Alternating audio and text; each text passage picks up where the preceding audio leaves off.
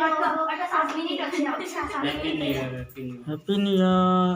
happy new year सात minute में टिके खाली 7 मिनिट प्रीति क्यों स्पीच कर कान स्पीच वो तो नहीं कर लो नानी कर पीछे तो रोको हाँ 2021 को हमें विदाई कर 2021 का मैं स्वागत जनाऊँ और मैं आशा करते हैं ई वर्ष भी हम सबको ले भल रहो happy new year happy new year तुम्हें चिंता करवा जाते नहीं का लागो तुम मैं तो हम क्या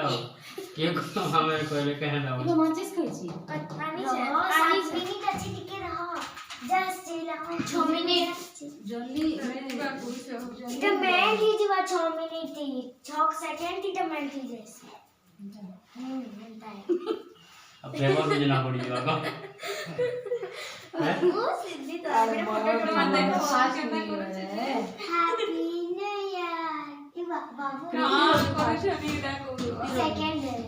फुका फुटले ज़्यादा वर्ष इतना ना नहीं बोलूँ